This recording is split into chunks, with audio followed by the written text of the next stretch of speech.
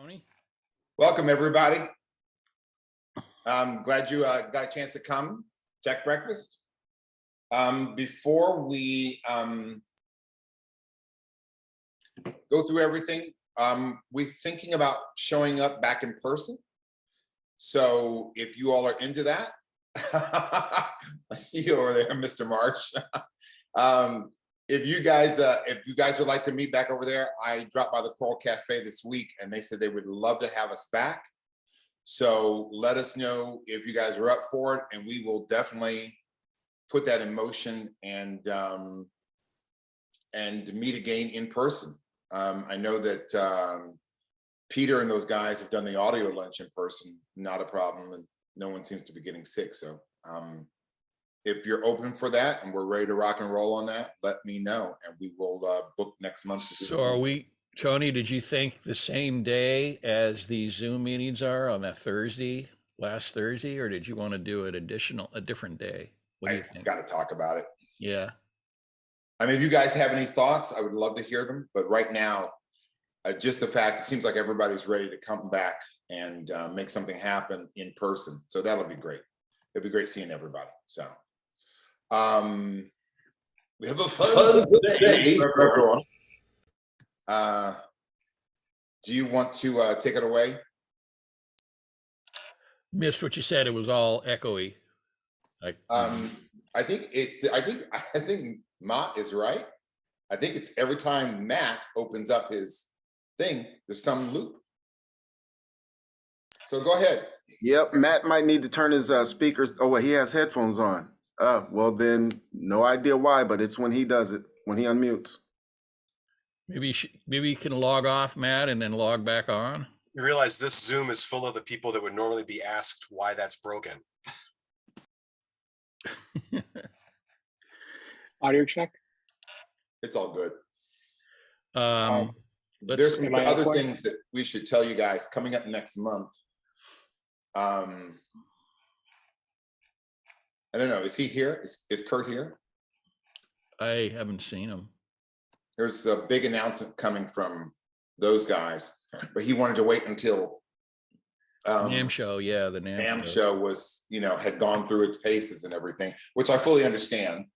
But lots of good stuff for us in talking about some really big developments that are coming out of that camp. So really big.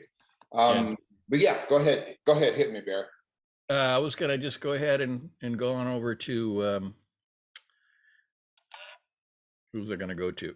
Stephen Marsh? Yeah, Stephen first. If you're here, you hear Steph, right? I'm here. Go. You have sometimes barely. This early in the morning, usually barely. Yeah.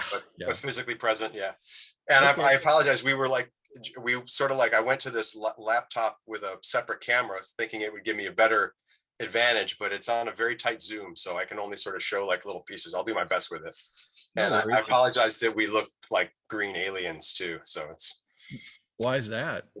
I'm not sure why. Like I can change the colors of light in the room to anything I want, but everything looks green on me apparently. So I am apparently a deity of some derivation. I don't know. Justin as well. Yeah. This is Justin Fluriel. He works with me. Awesome. Yeah, so, we just finished. Give them the once over about what you did to your room. We took my stereo room that had been serving me really, really well, but had kind of gotten. You know how it is when you're in one studio in LA, you tend to move studios a lot. And we had not moved for a few years and we had accumulated a bunch of junk. So it kind of needed a reno anyway. And we also wanted to add the capability to do Atmos because we were starting to get calls for that. And anybody that's not familiar with me, I work the last 15 or 20 years, especially have been really focused on film and TV music. So most of my clients are composers and they're composing for a three-dimensional space anyway. So Atmos is really a natural extension for what they do. And it was a really natural, like a logical extension. I mean, so much of what I try to do in stereo mastering is try to bring things from the two-dimensional space into the three-dimensional space. So it made a lot of logical sense for us to move there here, and we were getting requests for it. So we went with PMC, which has been they've been a real big supporter of the format. So they've been one of the easier manufacturers to work with, and they were great with us. We have essentially, I had in the room already, I can kind of try to show you this a little bit, I guess. Get out of the way. Get out of the way, Justin. Sorry. This guy doesn't listen, I tell you. So across the front of the room is 3 IB1s and a pair of the XB2 subs. One of the things with Dolby is they require you to have like an insane amount of headroom in the system, which for obvious reasons, as we all understand. So they require sort of like way more sub, in my opinion, than you actually will ever need or use, but it keeps it clean and distortion free. That's nice. In addition to that front 3, we have the rest of them, and you can see what right in the center of the screen is a CI65, which is their little dual driver. Their little dual driver speaker. This is the surround back here, and it's essentially just a tweeter and then 2 what they call their long throw drivers. I think they're similar in construction to what's in their new 6.2 and 8.2 series, but these happen to be like a 5-inch driver size. I'm not sure what the exact size is. And that's also what's up on the ceiling. You can see kind of peeked back in So you have powered monitors on the ceiling, huh? Wow. No, they're passives. Oh, They're okay. still the same exact passives. The same thing here. Oh, I see. They're just the beauty with the PMC, the CI series, is they're designed to go in basically home theater walls. So they're only 4 inches thick. We didn't choose to cut the walls open and insert them because it was just, you got to take the room, you take the room you're working in down to do the upgrade. So you have to do it. And I had to do mine kind of sporadically. I got most of the physical stuff done with Justin over the Christmas break, where we had like a week to actually do some stuff. And then all the wiring and all the integration came later. In addition to that, sort of the nerve center here is I'm going to try to keep this thing going, in the machine room is where because we went passive, we are able to keep all the equipment in here. So at the bottom, I have all my power conditioning, and then there's a pair of the Crown Dante amps. And then above that, you can't see it, but I did my Ethernet switch. I flipped it around in reverse, so you can kind of see the back of it here, because it allowed me to make all the connections directly and keep the cable runs really, really short. Obviously, cable, drift is something that you have to deal with Dante. So everything's fed there Dante through that switch. Above that is my DAW computer. Obviously, things fed there Dante is my rendering computer, which is just a Mac Mini and a Sonnet chassis. And then the amps, the Bryson amps for the mains and all that are above that. So I have Class A Brystons for the front 3, or excuse me, for the front left and right, my main stereo system, and then everything else is fed off the Dante Crown amps. Nice. And to confuse matters more, because I apparently like headaches and long calls with tech support, we have a combo system where we're not only using Dante to feed the amps, we're also using Ravenna to feed our Hoppy, and then we're using AS67 to interface with the renderer. So we have sort of 3 different flavors of AS67, all of which are not entirely compatible because they use different clocking schemes. So it's been a challenge, and we're still working out kinks, but it does function. One of the things we're going to add that is not here yet, because we're just supply chain waiting, is an Anubis, which is Pyramix's little controller. It can be used as a monitor controller, and it'll allow you to do not only monitor control for Atmos with tactile volume knob and all that, but it also gives you speaker EQ, gains, and delays for your speakers for all the alignment. And currently we're doing all that within the crowns of the BSS, the Harman software, or not the BSS, it's the, I think it's BSS software, but it's through the Audio Architect, which was a little confusing to set up, but we managed to figure that out too. So that's pretty much the room. We stripped, in the process of doing the reno, we stripped the console down. We wanted a much smaller console. I had an old Argosy V series, which show what you got there now, down on your he is in the way again. Let's see if I can do this. Okay, it settles. Okay, all right. This is thanks. Perfect. This is everybody's going to get sick. I went with a Sterling modular console, which was those are really definitely something. Those are really nice. Those definitely something I'll only do once. Unfortunately, they're nice when you get all the right parts and It doesn't take Yeah, they're months, really and not expensive, of course, but the holes aren't drilled in the wrong locations and things like that. We had a lot of issues, and like I said, it's definitely something. they sure It's look nice. first Gosh. purchase, last purchase. Yeah, and if you get I have to say a little pro tip. If you get the whole sheet of 3M backed wood veneer, you can coat some of the pieces, and they come out really, really nice. Which we did on some of these, which were all just melamine. But it's my normal stereo chain. I've been using more or less the same chain for quite a while now. Masilic MEA2, Great River, their stereo EQ, which I kind of love this thing. There's an inward connections. This is a Steve Furlot piece. We basically took a dangerous S&M and reverse engineered it and rebuilt the innards with SPA 690s and Cinemag transformers. So this thing has a nice, as opposed to the dangerous implementation is super transparent and clean. This isn't. This has a little flavor to it. Meters. This is my Furlot. This is just a stream deck thing. This is my Furlot center section for stereo only. 2-track selection and speaker selector. Prism MLA2 compressor. Oh, sorry. MLA2 compressor. I should look at the camera instead of look at the desk. Standard bus compressor, kind of, mastering piece. Everybody kind of has one that they don't make anymore, I found out. Over here is Tube EQs, EAR 825, the Tim de Paravicini EQ. I've got a couple of those, love those too. This one's been modded with the power supply removed, so it's super clean. And then above that is a hammer that I got from some dude. Some guy sold this to me out of the back of a truck somewhere. His name was like I forget his name. But Hammer 2, love it. Dave Hill design, Pete Montesi implemented. I did a little knob switch because I really can't stand those aluminum knobs. So it looks a little stealth with the kilo knobs on it, but it's the same guts inside. And then above that is is my ELF, my elliptical filter, which is only used if I'm prepping stuff that's going to go down to the cutting room, which is too far away and gets absolutely no internet. So I unfortunately can't show you that today. But someday when I get good internet in that room, I will do a tour there. But and then the Hoppy, which is my main converter here. Those knobs look great, Steph. What's that? Those knobs look great on that box. Oh, thanks, man. It was a challenge. Pete is sneaky. Because one of them are switches and one of them are pots. The shafts are actually, one's a 0.6 shaft and one's a 0.635.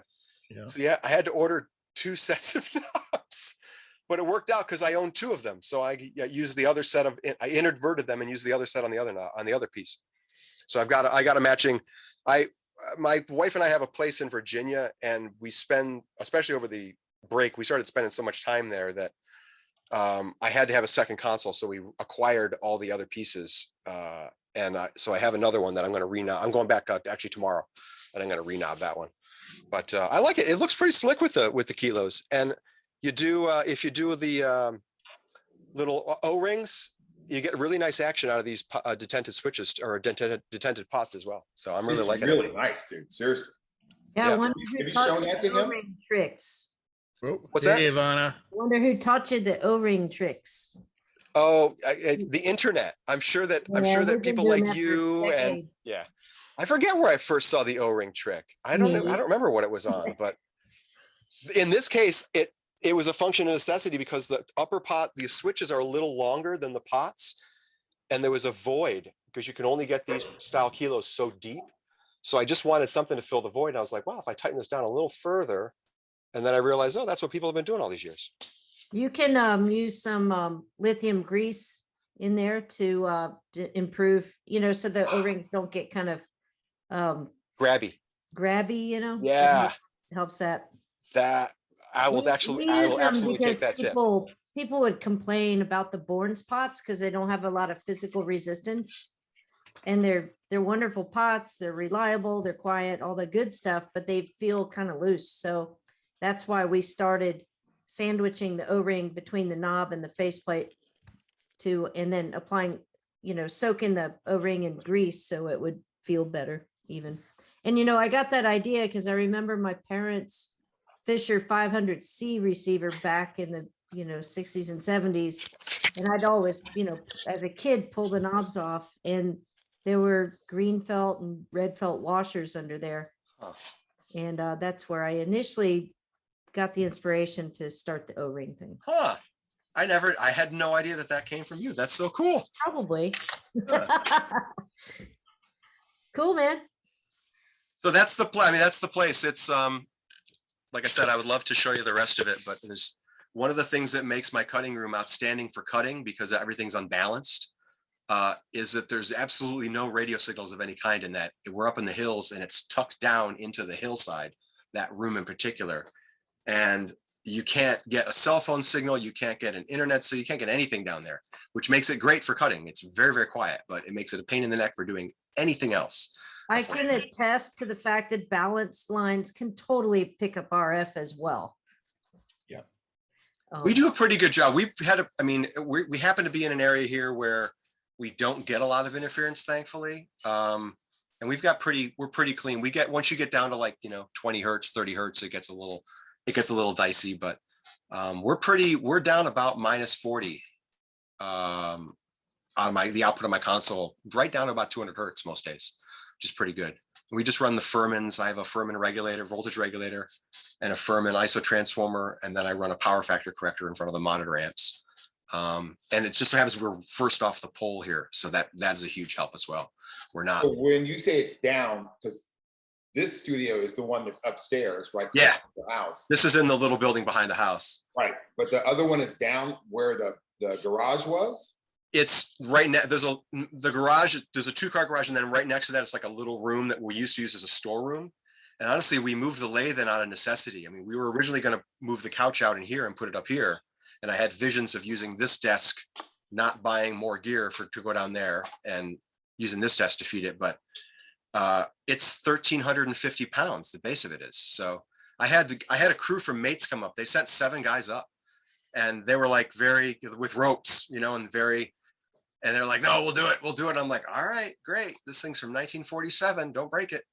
And they looked at it and they tried to lift it, and they're like, there's no way. And I'm like, I agree. So it was a lot easier to go the 3 steps up into that room, and it worked out well. Like I said, it's super quiet.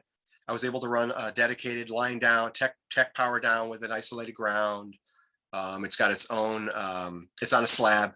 So it's very solid and very stable, and it's very clean, which is good, because you're cutting at unbalanced through an RAA curve. So you're taking your 20K and boosting it like 20 dB before you run it into the cutter head. So the potential for other stuff to get in is pretty massive. Do you have another room that's identical back east? Yeah. Dude, that's awesome. I do for now. That might be changing though, because I might be keeping the room and the monitors and the center section, and I might be taking all the gear and moving that up to the cloud. That's right now, that's the plan.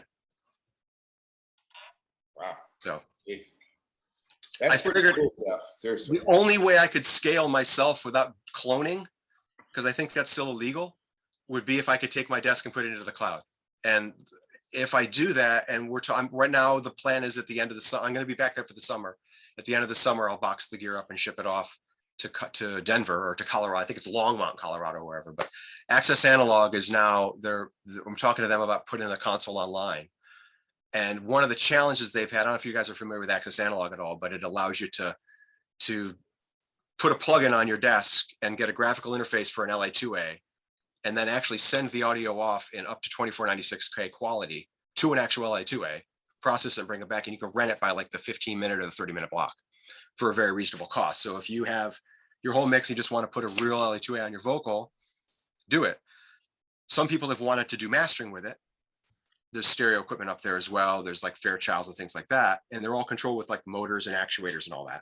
Yeah, Pete Lyman, he's actually staying with me this week. He's here in LA for There you go. Grammys.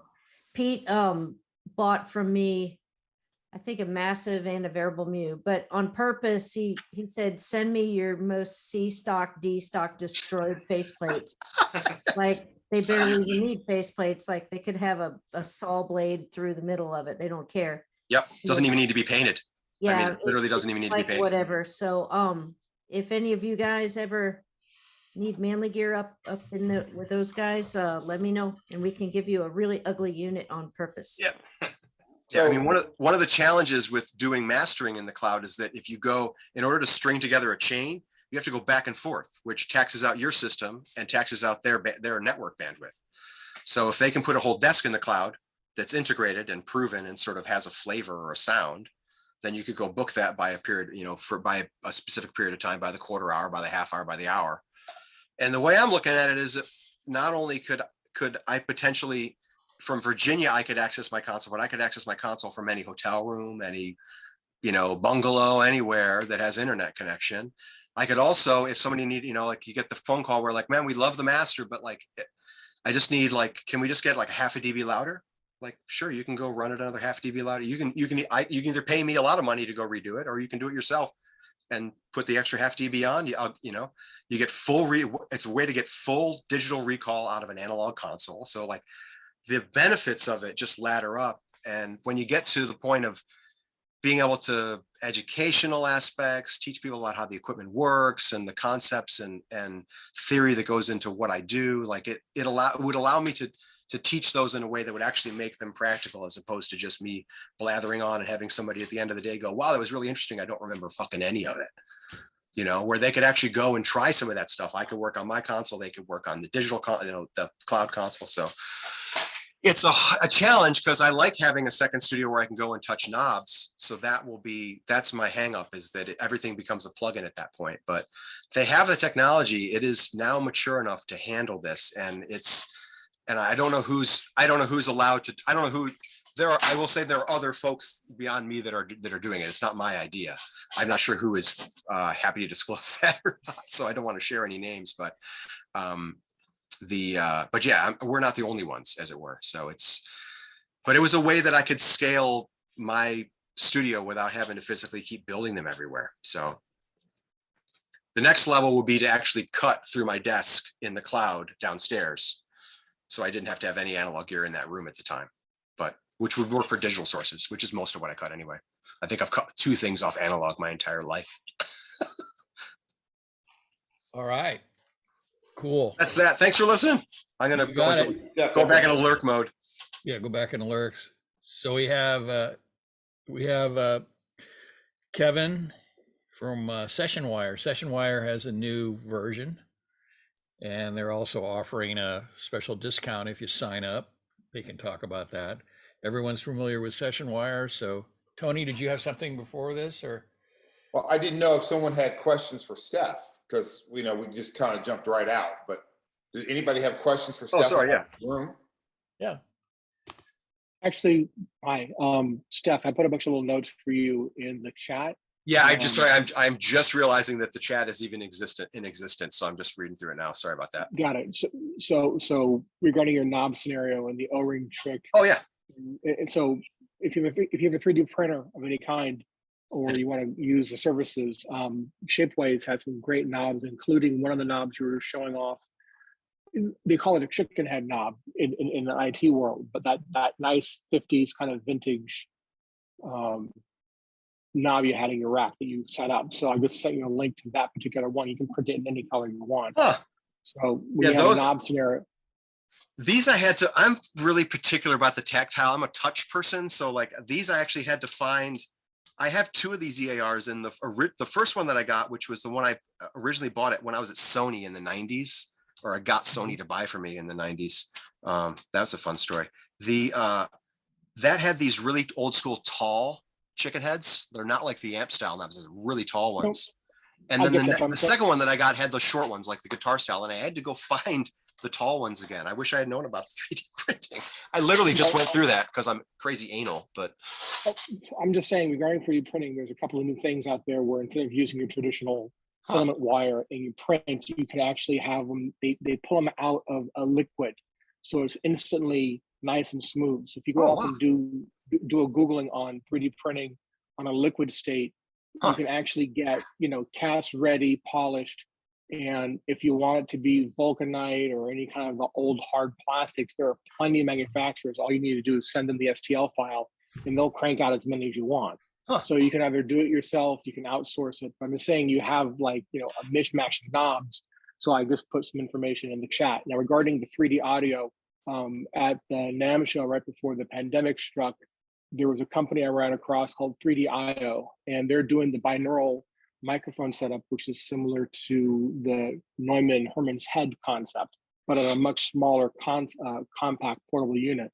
So if you're doing 3D audio or 3D space audio, so it's either for VR or for the newer for Atmos or the old school quadraphonic kind of audio, like way back when, that little microphone setup is pretty gnarly, and it's well worth a look, because you can actually get a GoPro on that and just do live recording. I've done I did a lot of work. I've mastered, incidentally, I used to work with an engineer named Franz Pusch, who some of you may know. And he had a couple of the Aachen heads, and he used to do all of his recordings. We did a bunch of jazz records with Stix Hooper for Mac Ave in the 90s. And they were all done with the Aachen head, and they sound amazing. The challenge is the use of the word binaural in Dolby Atmos playback is sort of a misnomer. And as far as I understand it, I have not come across this content yet, but the people because everything, it's like everybody's a pirate in this game right now. Nobody knows. We're just all sailing the seas trying to figure out like where the money is, but or where the bounty is, excuse me. But the one thing I have heard from people that have experiences is that stuff that's recorded in binaural does not play back through the binaural renderer as you would expect it to. And it is actually not a good method for capturing audio for spatial, as antilogical as that would seem on its face. But like I said, I have no direct experience with it. If you're doing, I have a little experience with spatial audio, and I'm just saying, Paul Winter has used the Herman's head for many, many albums. So the spatial audio, people that do spatial audio aren't doing it in Atmos yet. Atmos is a whole other animal. So if you remove the Atmos concept from the spatial audio and use it as it's recorded, you get that spatial audio without an purely Atmos object plugin. The based. problem, it is. If you remember the concept of quadraphonic audio and how you place your sound on the sound stage, the binaural works in a similar path. Again, just look at the link on that particular head on that microphone. My father was, early in the days of audio and worked for Doug Sachs and knew all the guys that were building all this crazy stuff back in the day. And so I kind of grew up with it. And when I ran across this thing, I said, it can't be this small. I know what it looks like. And the guy says, here's headphones, walk around the floor for a few minutes. And I was crying. It was that good. But it's designed for a non-Atmos world. Because again, this is 2019 technology and Atmos wasn't really out there yet. So we can chat offline. Sure. You can get my info from wherever. Cool. But not to override this conversation, just I'm new here, but I do IT for a living and I do music, and I've been doing both tandemly for 40 years. So I'm kind of have an interesting view from both halves of all of this. And I guess just want to say, you have that ability without using Atmos. I mean, you can do the 14.1 surround, Yeah, I mean, honestly, the lack of stability in the playback system right now is one of the biggest challenges for any form of spatial, whether it's the headphone-based formats or the speaker-based formats or the headphone-based formats that want to become speaker-based formats. I would love nothing more than for us to decide that we're just going to do one thing and then everybody get behind it, but that was never going to happen in our industry. So I'm praying that there is some level of homogenization within the playback scheme so that some stability can come through and we can predict what's going to happen when we send it off into the world. On a stability level, I'll go back on you, but on a stability level, honestly, if you're doing a VR space, I used to be a VR programmer back in the 80s when it was still Zaxxon-based graphics. So when you're doing any kind of VR-based anything or AR-based anything, there's always a headset scenario. And in my opinion, if you're going to use any kind of cans on your head, they need to be what I call truth tellers, +1, -1 dB, perfectly flat to experience it properly. The Sennheiser HC650s are ideal truth tellers, and you can do a lot of near field kind of listening with these things on, with how flat they are, and you put those against an actual, like the 3D-IO binaural system, just as an example, or Herman's head, if you have the money to have one of those. You will get that true spatial sound that you're looking for, but it's very specific to a very specific need. And unless you're doing VR with a headset, you're not going to get spatial audio unless you do the old trick of, 3.1 bouncing it off the walls, in and out of phase, and all the old cheap tricks that were done for the last 30 years. Mhm. Specifically, when it comes to spatial audio, it's for a specific platform, period. Hmm. You're not going to get spatial audio in a non-headphone world. It's just not going to happen from a technology standpoint. It isn't. Well, you guys can swap content in the direct chat if you want with each other. And that way you guys can talk to each other directly and just give each other info about stuff. Yeah, there he is. Cool. Anybody else have any questions for Steph before we move on? Going once, going twice. Okay. Mr. Session Wire himself. Take it away. I think Barry's on a call, but go ahead, Kevin. Great to see everybody, and thanks for having us here. I'll let Robin speak to this. Just got some announcements about updates and what we're doing. I think Robin will probably cover that. I'll leave the promo code in the chat for everybody if they're interested in that, and I can also give it to Barry and he can circulate it later. But take it away, Rob. Oh, hey everybody. Good morning. Happy Tech Breakfast.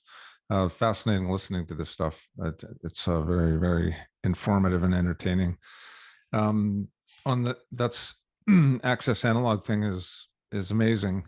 It's something that years ago when I was dreaming of session wire, that was one of the applications that I thought would be really cool. So there are ways you can do that without the robots and stuff. But now that we can send high quality audio over the internet, it really opens up a lot of new possibilities for studios and everybody involved. But if you haven't tried SessionWire yet, you can head on over to the sessionwire.com website and check out the app for yourself. It's a really great way to connect with people and have musical conversations, streaming audio between your DAWs. You don't even have to have a DAW at both ends if you don't want to. The application itself will stream out to whatever audio interface that you're using. But one of the things we've been getting a lot of requests for is more people involved in the call, like Zoom. Zoom has kind of set the baseline for video chat and everything like that. So everybody's like, well, why can't we just have it like Zoom? And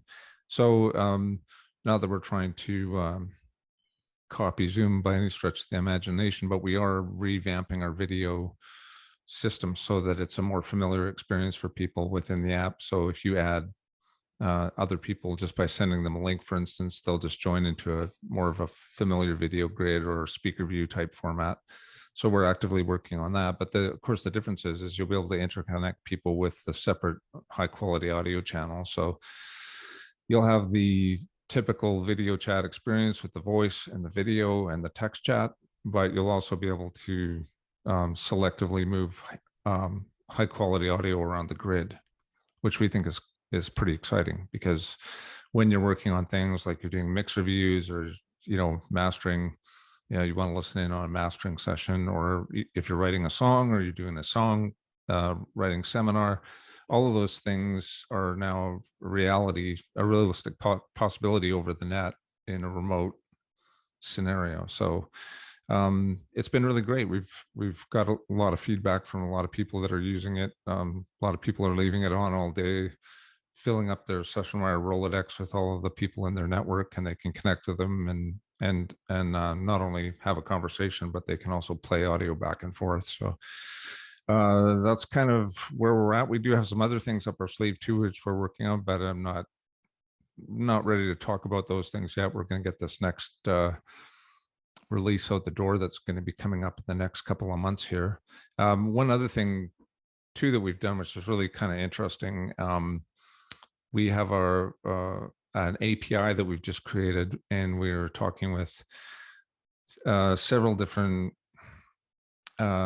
companies that I can't really talk about right now, but one we just completed the integration for, and they have their own platform, and their interest in SessionWire was adding the SessionWire capability to their marketplace. They had buyers and sellers, people that do mixing for a living or mastering for a living, or they play an instrument or they sing or whatever. So they have they have an online marketplace for those types of services. And the thing that they were lacking was the real-time communication. So we've been able to actually add SessionWire functionality within their ecosystem, which was obviously really good for them. The first company we're doing that with has about 400,000 users. So they didn't necessarily want those users just going over to SessionWire and getting an account and maybe not using their service.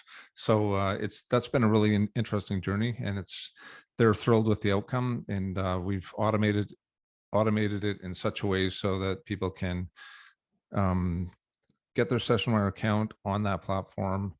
They can download the software on that platform. They can use one click of a button to launch the SessionWire application from their platform and log them in so they're ready to go and do a session. And then the person on the buyer end, just all they need is a web browser and an audio interface, and they can hear the high quality audio from the mixing engineer or the mastering engineer or whatever. So there's a bunch of other applications with record labels and stuff that we're currently underway with, where artists and repertoire people want to be able to hear stuff from the studio. They just don't necessarily need to have the SessionWire application. That can be done at the studio end. So it's kind of like a great monitoring system for anywhere you are in the world. I see some comments in the chat about Starlink and how high bandwidth audio is popping up everywhere except in little rooms in the back where you don't get any wireless reception or RF stuff. But the truth of the matter is you don't have to have a lot of bandwidth for SessionWire. We did the whole NAMM show with 3 megabits per second, and Kevin was in Vancouver and we were in Anaheim, and he was on there for like 5 days straight. So it's not a bandwidth issue. What it does come down to, though, is you need to have a really good stable internet connection. It does work with Wi-Fi, but it doesn't work very well if you have bad Wi-Fi. So we've just recently added a bunch of network diagnostics into the app, so you can see packet loss, round trip time, and all that kind of stuff to make sure that your session is going to go smoothly or not. You can, if you're connected with somebody with horrible internet, at least you'll know right off the top, so you can try and remediate that situation. So that's about where we're at. And if anybody has any questions about SessionWire or what's going on under the hood, fire away, or you can reach out to either Kevin or I. It's robin@sessionwire.com or kevin@sessionwire.com, and we'd be happy to answer any questions you have. Thanks, Rob. I had a question. I just downloaded SessionWire 2.3. That's the latest one, I believe. And what are some of the changes? A lot of the changes are under the hood, so there's not a lot of feature changes in this release. We've done a ton of changes under the hood with in regards to our API. There's some stuff that we haven't actually told people about yet that we've embraced the concept of a room for each member on the platform. So in the next version of SessionWire, it'll be where you can have a waiting room with notification that somebody's in the waiting room, allowing access and all that sort of stuff. We had a lot of requests around that especially from educators, people that are teaching lessons and stuff. They just basically have a room that's static. So somebody can show up in the room and says, Barry's in the room. Do you want to let him in? And so that would be like if you were a teacher were listening to student mixes, for example, talking over with a student, they're listening to the mix together. And, very good. Okay, see you later. So the next student in the waiting room is not part of that, right? And that's right. Yeah. Let him in, and then you could evaluate their mix. Awesome. Yeah. No, it's going to be very flexible, just like in music lessons too. People that are teaching guitar or whatever. So that's coming. And also, of course, the management of audio in remote recording sessions. A lot of people, before they heard about SessionWire or whatever, they're doing a lot of sessions with audio movers and Zoom and FaceTime and all these different technologies to try and do a remote session. The elegant thing about SessionWire is it takes all of that communication stuff and makes it work in a very manageable way. We have auto mute, for instance. So you address issues of, you know, if I'm playing something for, you know, for you, Barry, and I hit play, I don't want if you're listening on your main speakers, I don't want it coming back through your microphone and then back over to me through the talkback channel. So we can auto mute the talkback from both ends, and it's either all on. In other words, either end does the talkback auto mute, or you can set it to off, or you can set it so that it mutes one end or the other. So it's very flexible in that way, and it helps you really, makes a huge difference. I was talking to the guys at PreSonus about it, and when we jumped on a session and we were doing some stuff, and they said, you know, the killer feature that we see in this thing so far is just the way that you guys manage your auto mute, because it just clears up so many problems and so much confusion when you're trying to do remote stuff, you know, with echoes. Like even on this call today, we had echoes, and it was kind of like, wow, we're just trying to have a Zoom call, and it's like, you know, kind of not easy to concentrate when those types of things are going on. So, but yeah, the next version, which is going to be 2.4, it's going to be a lot of obvious radical features, especially around session view. And that's what we call the, you know, the multi-user aspect. And you'll be able to send a link to somebody directly, and they can just click and they can access the session from the browser with high quality audio. Nice. You can do that today, just to be clear, but the experience for the user is not the same as Zoom. You have the SessionWire application, and then you have the session view people up in what people have called the peanut gallery. So in the new version of the product, everybody's going to be a first-class citizen as far as the video chat goes. Okay. Sounds good. Sounds good. You got a nice, in the chat, is a 30% off annual membership if somebody wants to jump in there. That's pretty good. And you had a nice review on what's that Pro Tools newsletter they send out every day. I believe you had a demo on there. Yeah, Russ Hughes and Luke just did a video on Production Expert. Yeah, awesome. Which is really good. And it was funny because I connected with them at the beginning, and we were having a discussion, and they were confused about something. And I said, guys, you're overthinking this. It's really so simple. Like, so even in the video, if you watch the review, it's quite funny because they sort of mentioned that it's like, it's actually a lot simpler than we thought. We were overthinking it. And it just really comes down to, you can drop a plugin anywhere in your session. You can drop it on the master bus or on an auxiliary or on a track if you want. And the audio will flow through that plugin to the SessionWire app, go over the internet.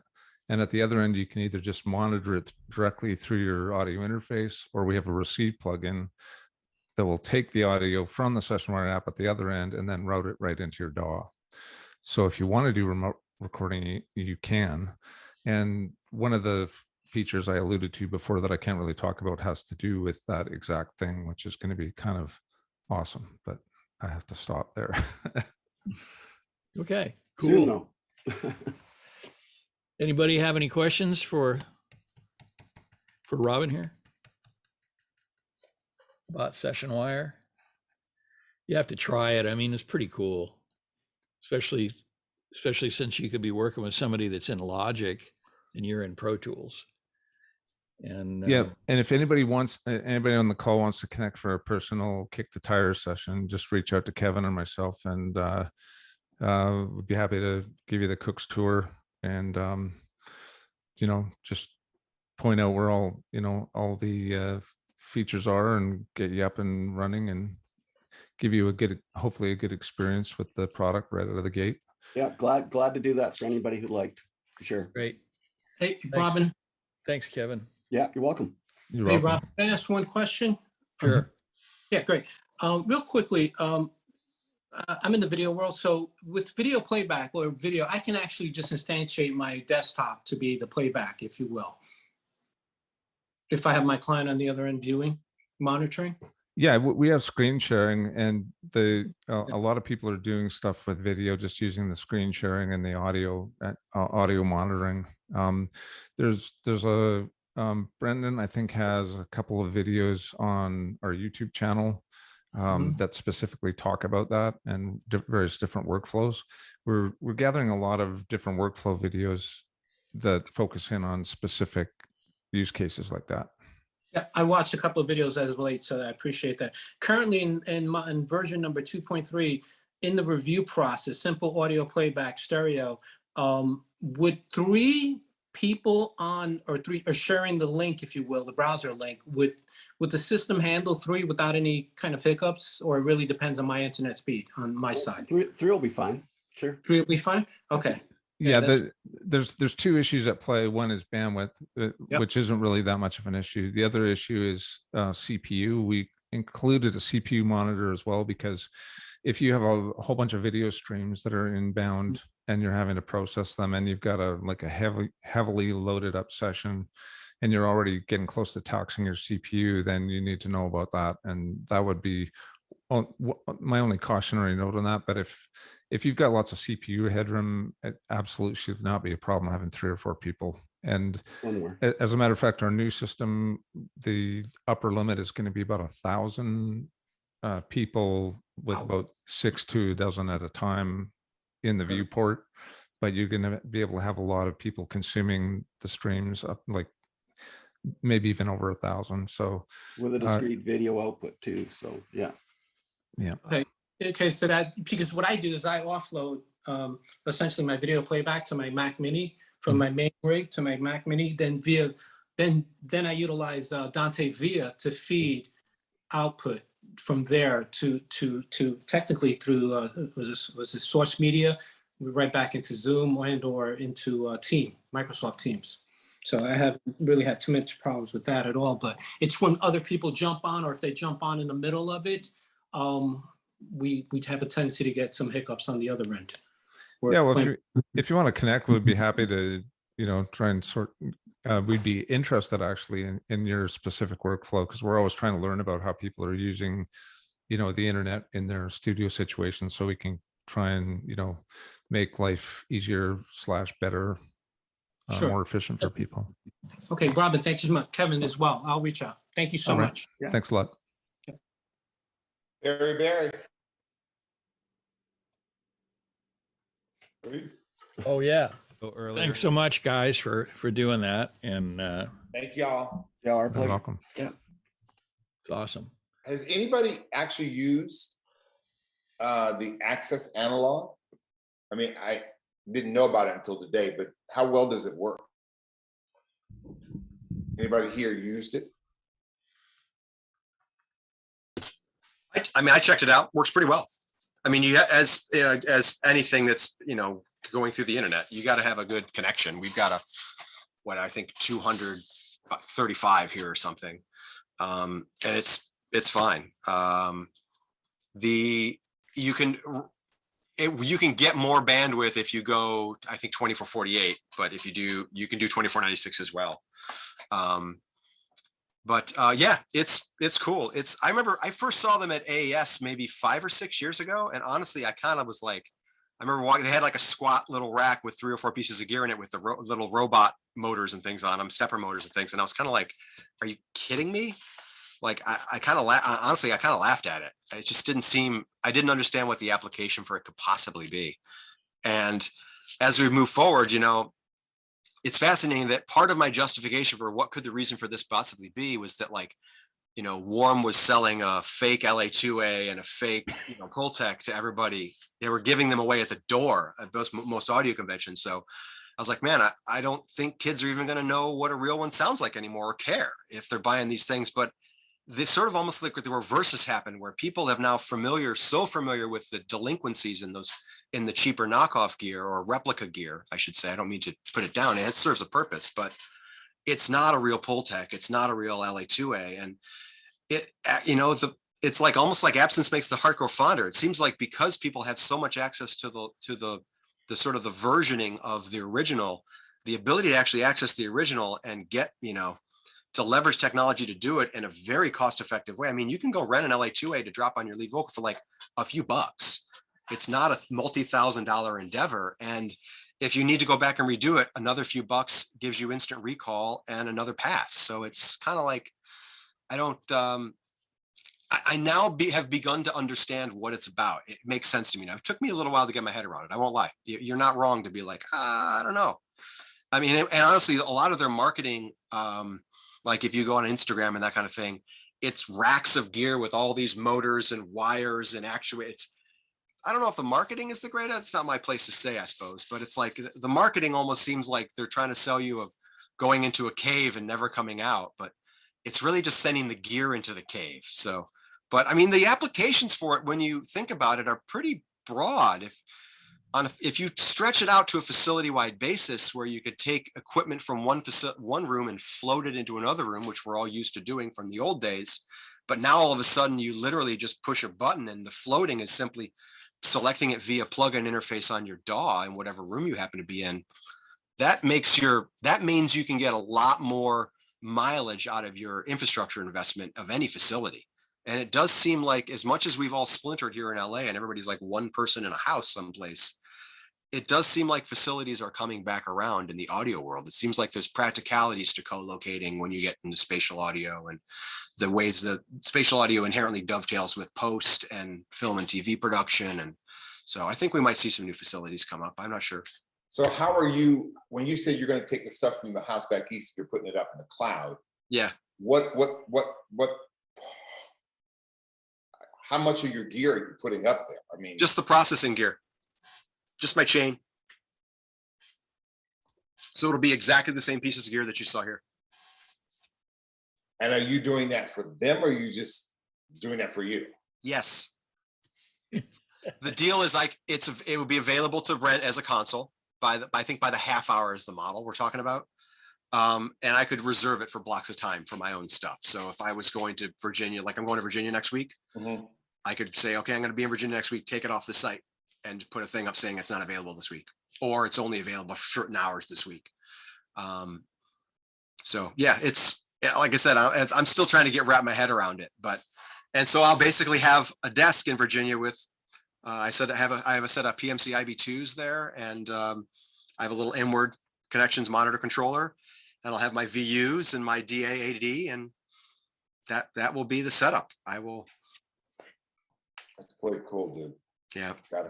That's the ability. Like this morning, I'm running recalls for a project. I finished up late last night, and I overshot on a couple things, and the ability to be able to do that and push one button and say, I'm going back to this song, and have it reset, do my tweak, and then go.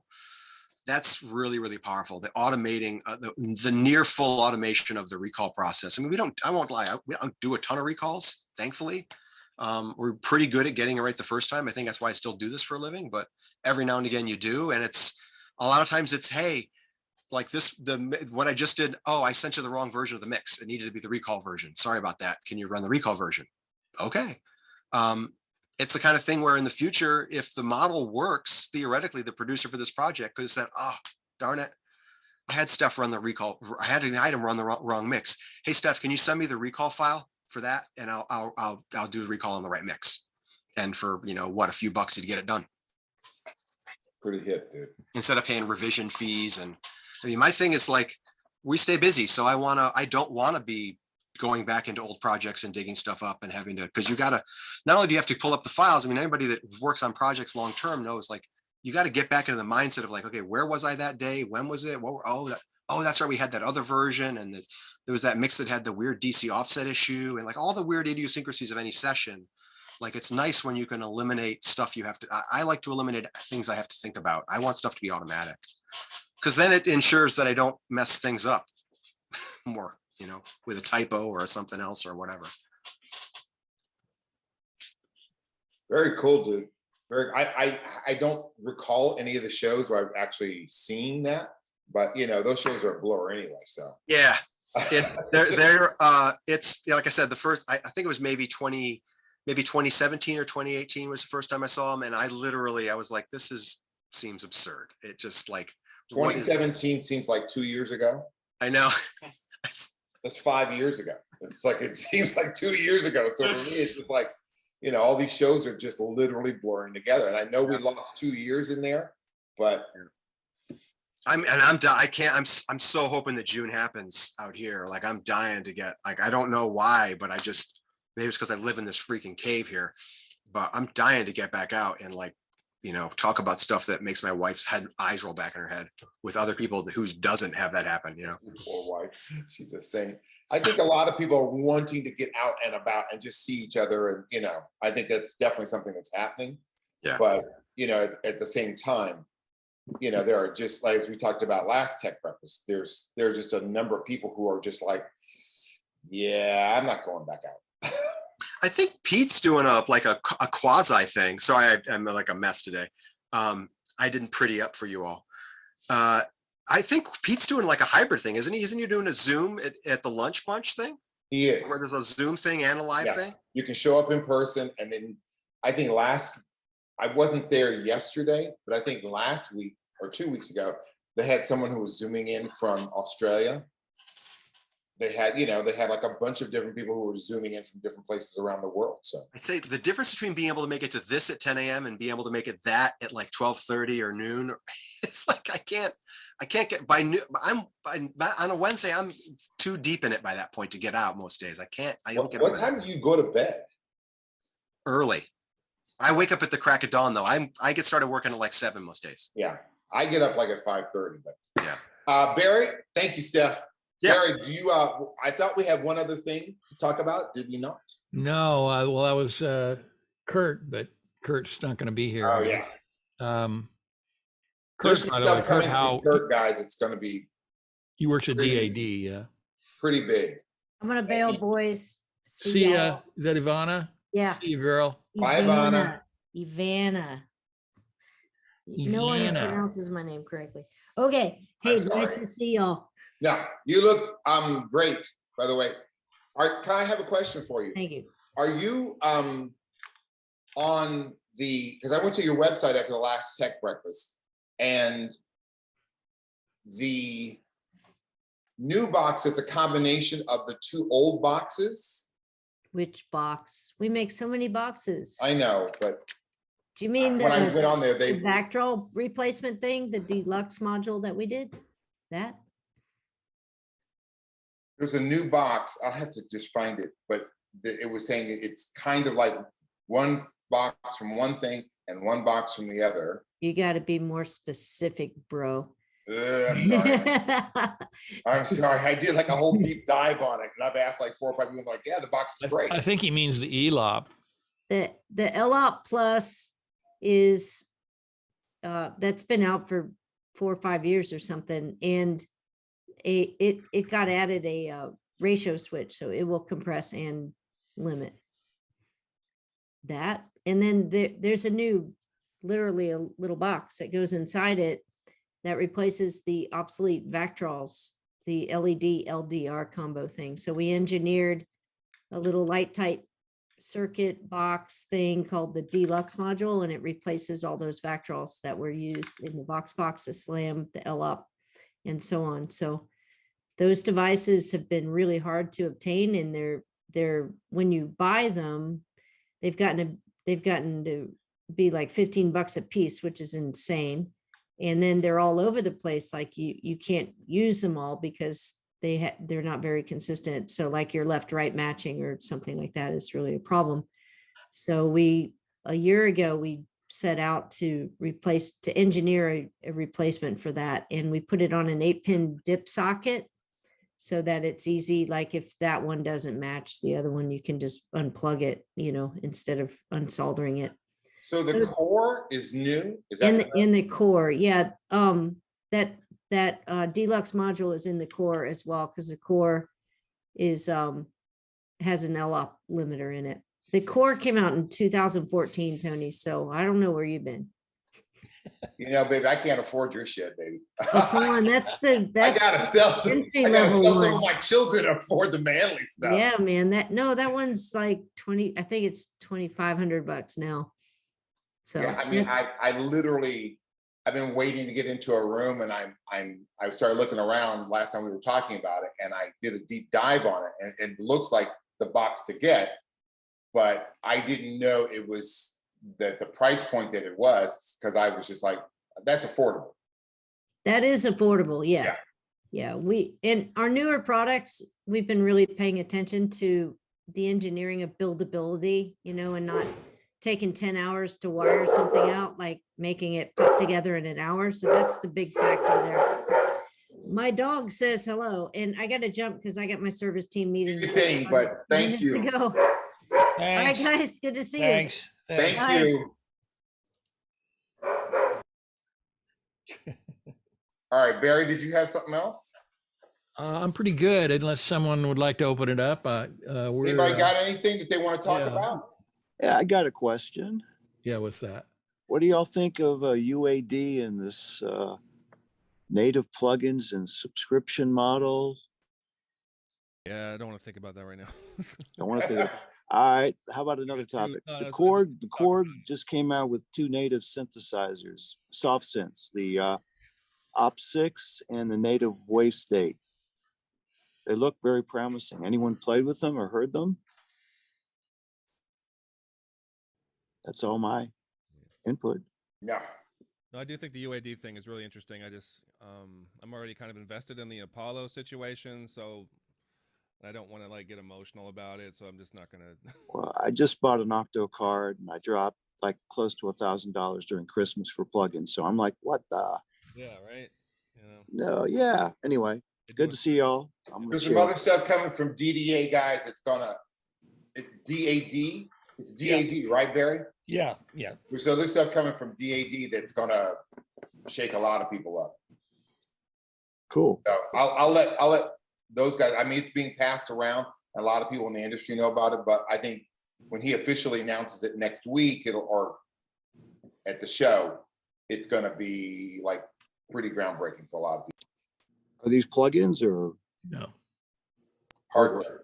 hardware? DAD, they make stuff for Avid. They make the Matrix, those boxes. Danish, what is it? Danish audio, something, DAD. Danish audio design. Right. Thank you. And Cool. so you can't tell what it is, Anton? They don't want you to even say what it is, huh? I can't even say what it is. Okay. He was already upset with me. He was just like, "Don't blow my stuff, dude. I'll talk to you guys when you know." So, Touchy. well, I mean, a lot. If you know, you know. But if you don't, it's Yeah. one of those things. Yeah. He just What's the didn't wanna say anything website? about How's it. that? Can you mention that? No, you can't find it on the website. Okay, well, I guess we'll wait till next month then. Yeah. But if you guys want to do it live, we can do it live at Tech Breakfast at Coral. That's not a problem. Let us know if you guys want to get together, and we can kind of do what Pete does with the lunches, which is people can Skype in and then, be in contact that way. So. Oh, are you going to set up something there at the Corral? Yeah, I mean, I talked to them. They have Wi-Fi, so we could just do a Zoom there and then take calls, or people ask questions from there. Got it. Okay, cool. Anybody got anything else? Les, Roxanne, Joel, Mott? Nobody? Okay. Thanks I'll make everybody sure. for coming Ooh, down. look, Mr. Lux. Yo, Oh, What's up, Gary. baby boo? Gabby. just Should hiding we behind say a a wall. prayer? Oh, wrong meeting, sorry. Did somebody give Les a call to wake him up? Oh, there he is. Oh, hey, Les. You are. It's all good. Met you once at Glenwood Place, the Brent Fisher session. Oh, it was fun. Good times. Anyway. Cool. All right. If nobody's got anything else, we've got, like I said, we're planning on a third person, but they push us back to the end of April. And it looks like I will not be in the States. I may be doing this from Germany next time, guys. Awesome. Yeah. Nice. Yeah. That last Thursday of the month is supposed to be the 24th for us, I think, right? I haven't even looked. For April. It's the I haven't even 28th. looked. It's the 28th of April. So yeah, it's almost it's a solid month from now. So I may be in Germany. But it's all good. Where in Germany are you going? Did you tell me this? Cologne. Oh, okay. The last Thursday in April is 28th. So Germany is. What are you doing over there, Tony? Can you talk about it? Yeah, I can talk about it, I guess. I don't know. Maybe I shouldn't talk about it. I guess I can. Can you discuss it in general terms? There's a very big group that's been around for a very long time. Okay. And I've been working on their album for 4 months, 5 months, and been mixing it. And then we're going to do something with another company that is in Germany, and the files cannot leave Germany. So we've been told. So I can't mix it completely over here. So we have to put it to bed over there because they won't let the West German government, or the German government won't let it leave Germany. So I have to fly to Germany to put it to bed. And I've done my part here, which is all the vocals and everything. And then I'm flying to Germany to put the whole thing with them. And it's like this joint venture. Yeah, it's going to be pretty cool, but I've never been to Germany. So for me, it's just like free trip. So yeah, I'm looking forward to it. We're flying to France, and it's quite the hop we're gonna do. So just to get there, it's gonna take us a while. Have fun. Yeah, yeah. So I think I fly out the 17th of April, and I'm supposed to be back by the end of the following week, but I think it's gonna take longer because You know the name of the studio you're at? I have no idea. It's one of those frustrating things where trying to get information from people has just been. Lars, what studio in Cologne? What's the yo? I don't know if he's so secretive. How am I supposed to know? No, I mean, what is what is a good studio in Cologne that you know? I can give you like the food and drink tips and stuff like this. That's more my speaking. Tony, I give you permission to pinch each one of their tushies for me. I will, most certainly. They sent their love. I'm alumni. I know. They send their love to you. So yeah, I'm kind of looking forward to it. I mean, just from the standpoint of like, it's a big project. It's a 50th anniversary project for them. So it's not that many groups that make it to 50 guys. So it's not hard to do the math. So I still kept that Grammy run going. They're very talented. I mean, you know, it's I've worked with them before, but not like this. And it's, you know, this is a big project. So honestly, at the time that I did, Tony, truly the highlight of my career. I'm looking forward to it. I'm not gonna lie. So I may be doing this from some hotel room in Cologne, which I understand is not pronounced Cologne. Lars, is that correct? Yeah, well, I mean, Köln is the German way of saying it, and it's also spelled completely different. Yeah. Yeah, so many of my German friends. Sounds like baloney, but it's... My German friends are like, you're saying that wrong. And I'm like, wait, it's spelled one way. And they're like, that's not the way Germans say it. It's only if you're from Brooklyn.